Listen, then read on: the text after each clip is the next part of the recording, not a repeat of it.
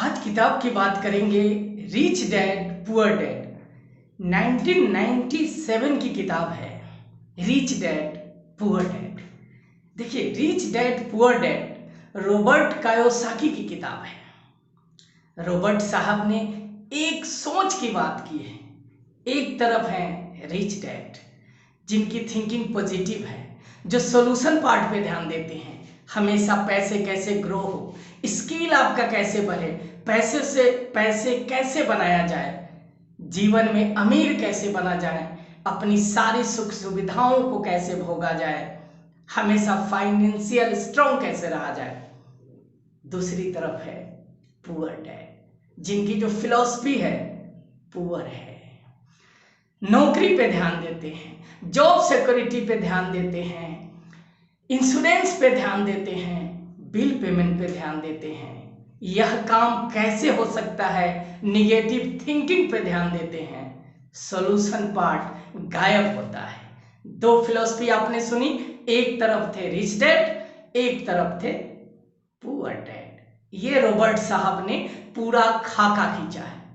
अब हम कुछ महत्वपूर्ण बिंदु की बात करते हैं कि आखिरकार जो rich dad poor dad book है सबको क्यों पढ़ना चाहिए। देखिए, आज का जो समय है मैटेरियलिस्टिक समय है। माँ बाप हमें क्या सिखा रहे हैं?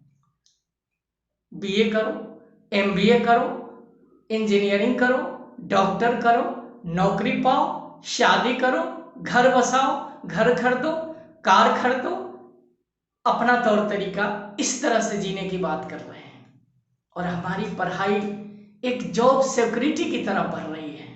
हम भाग रहे हैं उस रेस में, हम सारे युवा भाग रहे हैं, सारे स्टूडेंट भाग रहे हैं, सारे बिजनेसमैन भाग रहे हैं, सिर्फ पैसे बनाने के लिए, उस तरीके से अपने को सिक्योर करने के लिए, लाइफ इंश्योरेंस करने के लिए, घर को सुरक्षित रखने के लिए, स्टूडेंट नौकरी पाने के लिए प्रयासरत है। रॉबर्ट साहब कहते हैं कि नहीं, ये तरीका जो हमारी कंडीशनिंग कर दी गई है, ये जो सबकॉन्शियस माइंड में डाल दिया गया है बचपन से, परिवार से जो चीजें संस्कारित की जा रही है, वो बहुत ठीक नहीं है।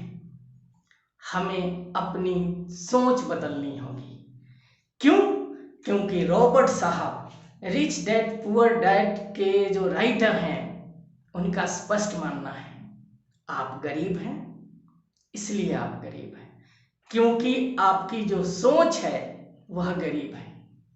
लेकिन सवाल उठता है कि क्या हमारी सोच बदल सकती है? क्या एक गरीब अमीर हो सकता है?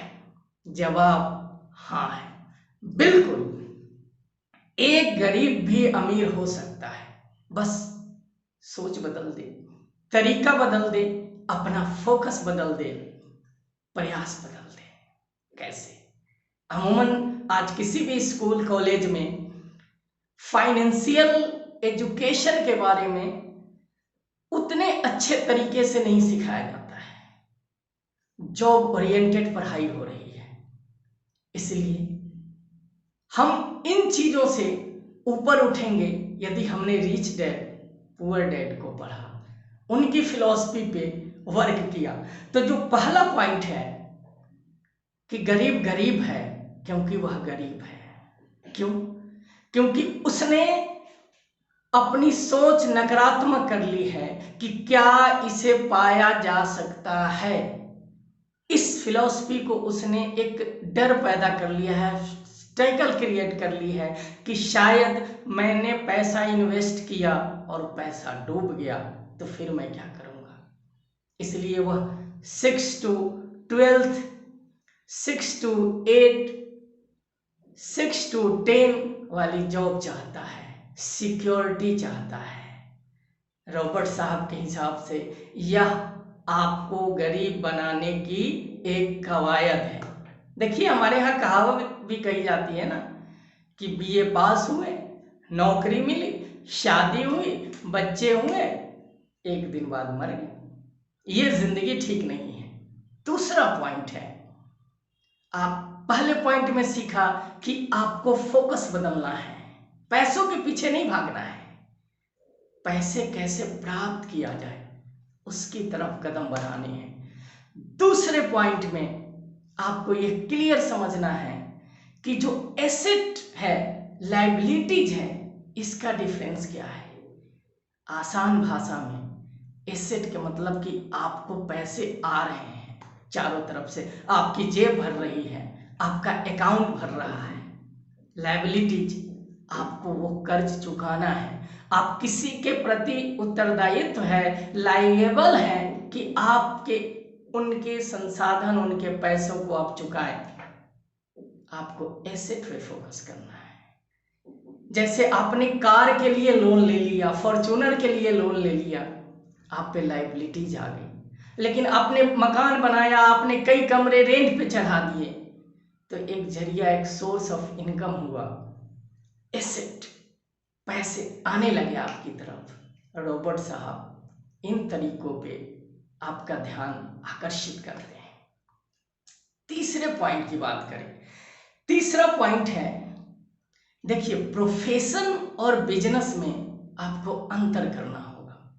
एक एग्जांपल लेते हैं, सचिन तेंदुलकर, महान क्रिकेटर। देखिए, उन्होंने हमेशा स्किल पे ध्यान दिया, क्रिकेट सीखने पे ध्यान दिया, और एक दिन महान क्रिकेटर बने। फिर पैसे उनकी तरफ, उनकी जिंदगी अच्छी होती गई और वो एक महान क्रिकेटर की तरह एक अमीर आदमी भी बने। आपको अपने प्रोफेशन, अपने बिजनेस को अंतर करना होगा। आसान भाषा में क्या है, आप एक टीचर हैं, आपका प्रोफेशन है, आप 6, 8, 10 घंटे का काम करते हैं, एक फिक्स्ड सैलरी मिलती है। लेकिन आज के समय आपने यूट्यूब पे कोई चैनल बनाया, जैसे कुकिंग का चैनल बनाया, आप यूट्यूब पे खाना बना रहे हैं, इसमें कोई टाइम फिक्स नहीं है, आप अपने अनुसार अपने काम को निपटा रहे हैं और आपको एक अच्छा खासा सोर्स ऑफ इनकम भी है।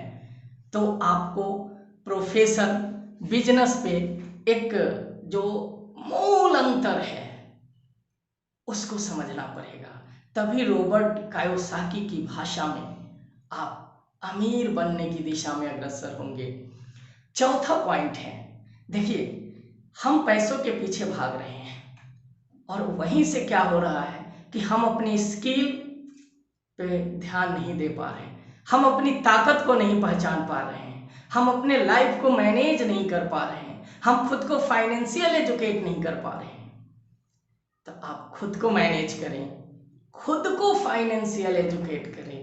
वो जो लर्निंग प्रोसेस है, वो जो स्किल प्रोसेस है, उस पे फोकस करें। जितना आप स्किल पे फोकस करेंगे, आपकी क्रिएटिविटी बढ़ेगी, आपकी क्रिएटिविटी बढ़ेगी, आप सही दिशा में इन्वेस्टमेंट करेंगे, पैसों से पैसे बनेंगे, और आप जो एक्सपेंडिचर, खर्च और इन्वेस्टमेंट, निवेश का जो मूलभूत अंतर है, उसको अच्छी तरह समझ पाएंगे और समझ पाएंगे कि हमको खर्च कहाँ करना है, हमको अपने स्किल पे, अपनी ताकत पे, अपने को आगे बढ़ाने में, ग्रो करने में इन्वेस्ट करना है, अपने से अपने काम पे फोकस करना है।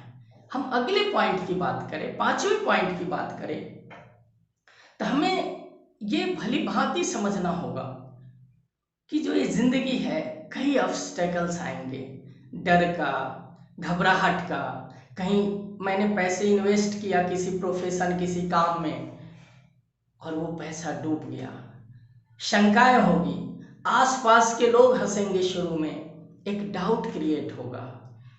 ये जो फियर है, डाउट है, खुद को कमजोर आंकने का जो तरीका है, एक बधी बधाई चीजों में खुद को बांध देने का जो आदत सी है, उससे बाहर निकलना होगा। सारे ऑब्स्टेकल को हटाकर आपको निवेश कर सीखना होगा। आपको महीने के अंत में, या जो भी आपका सोर्स है, सबसे पहले उसका जो मैनेजमेंट है, जो मनी मैनेजमेंट है, जो फाइनेंशियल मैनेजमेंट है, आपको ये क्लियर करना होगा कि जो जहां से आपका स्किल ग्रो हो रहा है, जिस बिजनेस में पैसे लगाने से इन फ्यूचर मनी मल्टीप्लाई होने वाला है, आपका बिजनेस ग्रो होने वाला है, पहले आप वहां इन्वेस्ट करें। समय लग सकता है, लेकिन आप अपने बिजनेस से, अपनी क्रिएटिविटी से, अपने स्किल से आप हमेशा ग्रो करेंगे। इसीलिए आपको ध्यान रखना है, आपको उन छोटी छोटी नकारात्मक बातों को नज़रअंदाज करना है कि यह काम मैं नहीं कर सकता। जो पुअर डैड की भाषा है वहाँ से आपको शिफ्ट करना होगा कि इस काम को मैं कैसे करूं, इसका हल मैं कैसे निकालूं कि मेरा बिजनेस ग्रो हो, मेरी क्रिएटिविटी बढ़े, मैं उस प्रोफेशन, उस बिजनेस को बहुत अच्छे तरीके से कर लूं और एक लीडरशिप क्वालिटी मेरे में क्रिएट हो, मनी का सोर्स जनरेट हो और पैसों से पैसा बनाया जाए। तो ओवरऑल जो हमने बात की, बहुत सिंपल बात की, हमने रिच डैड पुअर डैड की भाषा समझी कि जो पुअर डैड है उनका जो तौर तरीका है वो बधी बधाई समाज के अनुकूल है।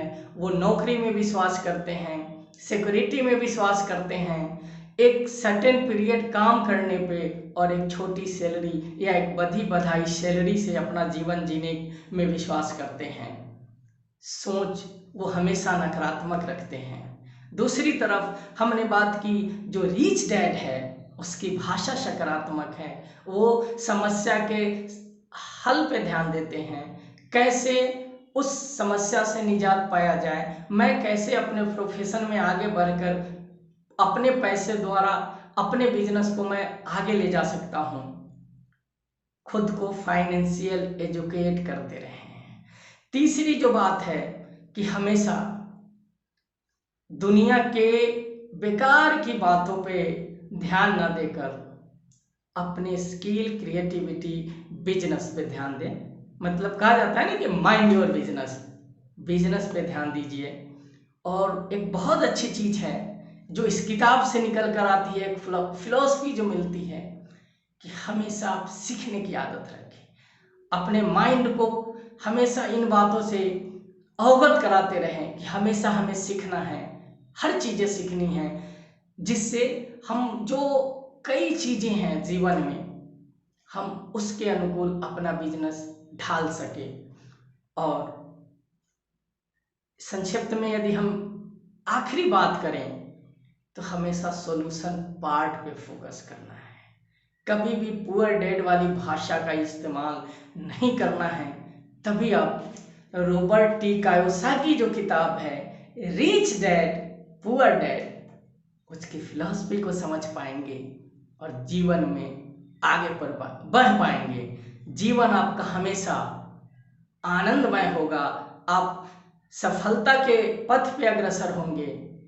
और आपकी उम्र कुछ भी हो, आपका क्षेत्र कोई भी हो, एज कुछ भी हो, फर्क नहीं पड़ता। आज से शुरुआत करिए, आज मार्केट से किताब लेकर आइए, पढ़ना शुरू करिए और इनकी फिलॉसफी को प्रैक्टिकल लाइफ में उतारिए। पॉजिटिव रहिए, पुअर डैड की भाषा को डिलीट करके रिच डैड के बताए मार्ग पे आप चलें, आप सफल होंगे, आपको आपकी मंजिल जरूर मिलेगी। नमस्कार।